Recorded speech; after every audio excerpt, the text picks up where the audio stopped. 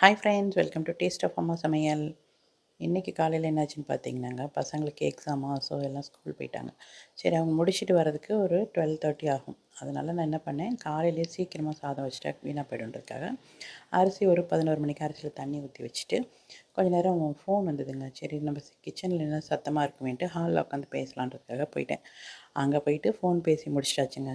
அதுவே ஒரு 20 மினிட்ஸ் ஆகிடுச்சு. முடிச்சுட்டு அதுக்கப்புறம் கொஞ்சம் நேரம் ஃபோன் பார்க்கலாம் அப்படின்றதுக்காக ஃபேஸ்புக்கு, யூடியூப்னு பார்க்க ஆரம்பித்து டைம் அப்படியே ஓடி போச்சுங்க. டைம் போனதே தெரியல.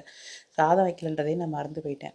அப்புறம் பார்த்திங்கன்னா பசங்களே வந்துட்டாங்க 12:30க்கு. எப்பொழுதுமே சமைச்சு வச்சுட்டு சாப்பிடுங்கன்னு கூப்பிட்டா வரவே வரமாட்டாங்க. வெயிட் பண்ணுங்கம்மா, பசிக்கவே இல்லை, அப்புறம் சாப்பிட்றேன், அப்புறம் சாப்பிட்றேன், 2:30 மணி ஆக்கிடுவாங்க. இன்றைக்கி பார்த்தீங்கன்னா உள்ளே வந்தோடனே பசிக்குது, என்ன வச்சுருக்கீங்க, என்ன வச்சுருக்கீங்க, என்ன சமைச்சு முடிச்சிட்டிங்களா, ஏம்மா சமைக்காமல் இருக்கீங்க அப்படின்னு. என்ன பண்ணுறதுன்னு தெரியல. சரி, இதுக்கப்புறம் போய் நம்ம சாதம் வச்சுட்டு கீரை வேறு கட் பண்ணி வச்சுட்டு குழம்பு வைக்கலாம் அப்படின்றதுக்காக எல்லாம் ரெடி பண்ணி வச்சுருந்தேன். அப்புறம் என்ன பண்ணுறதுன்னு தெரில. சரி, டக்குன்னு முடிக்கலான்றதுக்காக என்ன பண்ணேன்னா தக்காளி சாதம் தான் பண்ணலான்ட்டு டிசைட் பண்ணேங்க. போயிட்டு கடகடன்னு வெங்காயத்தை மட்டும் அரிஞ்சிட்டு தக்காளி ஒரு 5 தக்காளியும் பச்சை மிளகாவும் மிக்சியில் அரைச்சி எடுத்து வச்சுக்கிட்டேன். இஞ்சி பூண்டு பேஸ்ட் ஆல்ரெடி இருந்தது. இப்போ நான் இதுக்கப்புறம் போயிட்டு இஞ்சி பூண்டுலாம் உரித்து அரைக்கணும்னா டைம் ஆகும் இல்லையா? ஆல்ரெடி மணி பார்த்தீங்களா 12:50. சரின்னு சொல்லிட்டு இஞ்சி பூண்டு பேஸ்ட்டும் இருந்தது. அதனால் அதை எடுத்து வச்சுட்டு டக்குன்னு ரெடி பண்ணிடலாம் அப்படின்றதுக்காக அரிசி வேறு ஊற வச்சுருக்கேனா, ஸோ ஈஸியாக வெந்துடும். பொன்னி அரிசி தான் ஊற வச்சுருந்தேன் சாப்பாட்டுக்காக. அதை போட்டு பண்ணால் தக்காளி சாதமாக இருந்தாலும் சரிங்க, பிரியாணி இருந்தாலும் ரொம்ப நல்லாயிருக்கும். பார்த்தீங்கன்னா நைட் வரைக்கும் சாஃப்டாகவே இருக்குங்க ரைஸ். ரொம்ப ரொம்ப நீங்கள் ட்ரை பண்ணி பாருங்கள் ஒரு தடவை. அப்புறம் சரின்னு சொல்லிட்டு வெங்காயம் கட் பண்ணி வச்சுருந்தனால என்ன பண்ணேன், கடாயில் வந்து எண்ணெய் சேர்த்துட்டு பிரியாணி பாத்திரத்தில் எண்ணெய் சேர்த்துட்டு வெங்காயத்தை நல்லா வதக்கி விட்டுட்டு இஞ்சி பூண்டு பேஸ்ட் இருந்துச்சு இல்லையா, அதையும் சேர்த்துக்கிட்டேன். அதுக்கப்புறமா ஒரு 4-5 தக்காளி, அதில் வந்து பச்சை மிளகா போட்டு அரைச்சி வச்சுருக்கேன், அதையும் சேர்த்துட்டு பிரியாணி மசாலா ஏற்கனவே அரைச்சி வச்சுருக்கேன். பட்டை, கிராம்பு, ஏலக்காய் போட்டு அரைச்சி ஒரு பவுடர் பண்ணி வச்சுருக்கேன் டப்பாவில். ஸோ அது எல்லாமே இருந்ததெல்லாம் டக்கு டக்குன்னு எடுத்து போட்டு இன்றைக்கி தக்காளி சாதம் பண்ணலாம் அப்படின்றதுக்காக அது மாதிரி ஈஸியாக பண்ணிவிட்டேன். ரொம்பவே நல்லா இருந்துச்சுங்க. என்ன பண்ணேன்னு பார்த்தீங்கன்னா, வெங்காயத்தை வதக்கிட்டு இஞ்சி பூண்டு பேஸ்ட்டையும் போட்டு நல்லா வதக்கிட்டேன். வெங்காயம் மட்டும் நல்லா வதங்கிறதுக்கு கொஞ்சம் டைம் கொடுத்தா சாப்பாடு சூப்பராக இருக்கும். அதுக்கப்புறம் தக்காளி அரைச்சதையும் போட்டுட்டு அதிலே தான் பச்சை மிளகா போட்டேன் இல்லையா, அதுக்கப்புறம் கொஞ்சமாக காரத்துக்கு மிளகாத்தூள், மஞ்சள் பொடியெல்லாம் சேர்த்துக்கிட்டு அப்புறம் பிரியாணி மசாலா அதையும் போட்டு நல்லா வதக்கிட்டு தயிர் கொஞ்சம் சேர்த்துக்கோங்க. சேர்த்து அதையும் போட்டுட்டு நல்லா வதக்கி எல்லாம் எண்ணெய் பிரிஞ்ச அளவுக்கு டைம் கொடுங்க. நல்லா வதங்கட்டும், ஒரு 10 நிமிஷம் வதங்கட்டும். அதுக்கப்புறமா நம்ம ஊற வச்சுருக்கோம் இல்லையா, அரிசியை நல்லா வடிகட்டிட்டு அதையும் சேர்த்துக்கலாம். தண்ணி வந்து 1க்கு 2, 2.25 சேர்த்துங்க. ஏன்னா பொன்னி அரிசின்றதுனால 2.25 சேர்த்தா தான் கரெக்டாக இருக்குது. இல்லைன்னா கொஞ்சம் வெறையாக இருக்க மாதிரி இருக்கும். சேர்த்துட்டு அதுக்கேற்ற மாதிரி நல்லா உப்புலாம் செக் பண்ணிக்கோங்க. செக் பண்ணிவிட்டு அதுக்கப்புறம் நான் வந்து அரிசியும் சேர்த்துக்கிட்டேன். சூப்பராக இருந்துச்சுங்க தக்காளி சாதம். கீரை வேறு பொரியல் இதுக்கு நடுவில் கட் பண்ணியாச்சு இல்லையாங்க, அதை எடுத்து வச்சா வீணாக போய்டுன்றதுக்காக கீரையும் சின்னதாக கொஞ்சம் சைடில் ஒரு சைட் டிஷ் பண்ணலான்னு சொல்லிட்டு கீரையும் ஒரு பொரியல் பண்ணி விட்டாச்சு.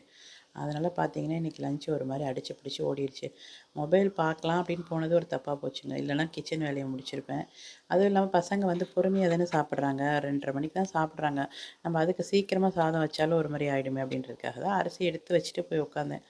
ஒரு ஃபோன் பேச போயிட்டு ஃபோனை பேசி முடிச்சாச்சுங்க. முடித்ததோடு எந்திரிச்சு வந்திருந்தா கூட சமையலை முடிச்சிருக்கலாம். அதுக்கப்புறம் சரி கொஞ்சம் நேரம் ஃபேஸ்புக் பார்க்கலான்ட்டு அப்படியே போணுச்சு. லிங்க் பார்த்தீங்கன்னா யூடியூப்பில் போச்சு.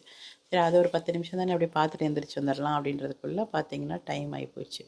எப்படியோ அடிச்சு பிடிச்சி முடிச்சாச்சுன்னு வச்சுக்கோங்க. 12:45க்கு ஆரம்பித்தேன், 12:50க்கு 1:10, 1:15க்கு முடிஞ்சிருச்சு. சரி, இதோடு எப்படி சாப்பிடுவாங்க வெறும் சாப்பாடுன்னு சொல்லிட்டு ஃபிஷ் வச்சுருந்தேன், மசாலா போட்டு வச்சுருந்தேன் மீன். அதையும் வறுத்துடலாம், சைட் டிஷ் ஈஸியாக இருக்கும்லங்க. மீனுனா டக்குன்னு முடிஞ்சிடும் ஒரு 5 நிமிஷத்தில். இதுக்கப்புறம் நம்ம காயெல்லாம் பண்ணி குழம்புலாம் பண்ணால் லேட் ஆகும்னு சொல்லிட்டு மீனையும் வறுத்தாச்சு. அவங்களுக்கு சந்தோஷம், அப்பாடா காயெல்லாம் இன்றைக்கி ஒன்றும் இல்லைன்றதுக்காக ஒரு ஹாப்பி. ஆனால் அந்த கீரை கொடுத்ததும் என்னம்மா இதுக்கு கூட கீரையா அப்படின்னு. என்ன பண்ண முடியும், கட் பண்ணியாச்சு. கூட்டு பண்ணலாம் அப்படின்னு நினச்சி தான் கட் பண்ணேன். டைம் இல்லாதனால சும்மா கடுகு உளுத்தம் பருப்பு தாளித்து ஒரு பொரியலாக பண்ணியாச்சுங்க. ஸோ இன்றைக்கி பார்த்தீங்கன்னா ஒரு மாதிரி அமக்கலமாக சாப்பாடு முடிஞ்சது லஞ்சு. இதனால் இனிமேல் என்ன பண்ணுறேன், காலையில் எழுந்திரிச்சு நம்ம மொபைல் பக்கமே போகக்கூடாது அப்படின்ற ஒரு முடிவில் வச்சுருக்கேன். வேறு என்ன பண்ணுறதுங்க, அது போனால் சரி, நம்ம போனது கூட பிரச்சனை இல்லை, வந்தோன்னே சாப்பாடு கேட்குதுங்க பாருங்கள். அன்றைக்கின்னு பார்த்து காலையில் பார்த்தீங்கன்னா ஒரு தோசை தான் சாப்பிட்டு போச்சுங்க பசங்க. எக்ஸாம்ன்றதுனால நிறைய சாப்பிட வேணாம்னு சொல்லிட்டு ஒன்றே ஒன்று போதும்னு சொல்லிட்டு ஒரு தோசையும் கொஞ்சமாக ஒரு பாலும் குடிச்சிட்டு கிளம்பிட்டாங்க. அதனால் பார்த்தீங்கன்னா மத்தியானத்தில் வேறு வராங்களா, செம்ம பசி. இந்த வெயிலில் வரதுனால அந்த பயங்கர பசி வந்துருச்சு போல இருக்குது. அதனால் வந்தோடனே சாப்பாடு தரீங்களா அப்படின்ட்டு உட்காந்துருந்தாங்க. சரி பாருங்கள், சாதம் பாருங்கள் எவ்வளோ அப்படியே பொல பொலன்னு சூப்பராக இருந்ததுங்க. ஆனால் நைட் வரைக்குமே ரொம்ப நல்லா இருந்துச்சு இந்த சாப்பாடு. நீங்களும் ட்ரை பண்ணி பாருங்கள் இந்த அரிசியில். நானே ஒரு 2, 3 தடவை ட்ரை பண்ணியிருக்கேன். ரொம்பவே நல்லாயிருக்கும். சரி, இந்த சாப்பாடுனா ஆக்சுவலி பார்த்தீங்கன்னா பாஸ்மதி அரிசியோட இது டேஸ்ட்டும் சூப்பராக இருக்குங்க. இதான் மீன் நேற்று மசாலா போட்டு வச்சுருந்தேன். அதனால் ரொம்ப ஈஸியாக இருந்தது. ஒன்று முட்டை இல்லை இது மாதிரி மீன் ரெடி பண்ணி வச்சுருந்தோம்னா ஈஸியாக இருக்கும் இல்லையா? அதனால் மீனை வறுத்து விட்டாச்சு. அந்த குட்டி மீன் பாருங்கள், வீட்டில் தான் குட்டி பசங்க வந்து பெரிய பசங்க அமைதியாக இருக்கும், குட்டி பசங்க சேட்டை பண்ணணும்னா மீனில் கூட பாருங்கங்க அது திரும்புதா பாருங்கள். இந்த மீனை ரெண்டையும் டக்குன்னு திருப்பிட்டேன். அந்த சின்ன மீனை திருப்புறதுக்கு எவ்வளோ நேரம் பாருங்களேன். அது திரும்பவே மாட்டேங்குதுங்க. நான் எடுத்து எடுத்து விடுற திரும்பவே மாட்டேங்குது.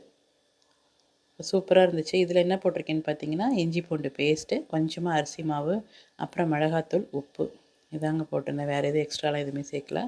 கொஞ்சமாக லெமன் பிழிஞ்சு விட்டுருங்க, சூப்பராக இருக்கும் டேஸ்ட்டு மீனுக்கு. கொஞ்சமாக லெமன் சேர்த்துட்டு அதை நல்லா மசாலா தடவி வச்சிட்டிங்கன்னா, முதல் நாள் வச்சு அடுத்த நாள் போட்டிங்கன்னா சூப்பராக இருக்கும். இப்போ 1:30 மணிக்கு சாப்பாடு ஒரு வழியாக ரெடி பண்ணியாச்சு அடித்து பிடிச்சி. தக்காளி சாதம், மீன் வறுவல், ஆனியன் ரைத்தா, அப்புறம் பார்த்திங்கன்னா அந்த கீரை பண்ண சொன்னேன் இல்லையா, அதுவும் கொஞ்சமாக கீரை பொரியல். இதாங்க இன்றைக்கி லஞ்ச். எப்படி இருக்குன்னு சொல்லுங்கள், உங்களுக்கு பிடிச்சிருக்கான்னு சொல்லுங்கள். பிடிச்சிருந்துச்சுன்னா லைக் பண்ணுங்கள், என்னுடைய சேனலுக்கு சப்போர்ட் பண்ணுங்கள். இதே மாதிரி என்னோடய சேனலில் குக்கிங் வீடியோஸும் இருக்குது, ஷாப்பிங் வீடியோஸ்லாம் இருக்குது. ஃப்ரெண்ட்ஸ் பார்த்துட்டு எப்படி இருக்குன்றதையும் கமெண்ட்டில் சொல்லுங்கள். புதுசாக பார்க்குறவங்களுக்கு சப்ஸ்கிரைப் பண்ணிக்கோங்க. தேங்க்யூ.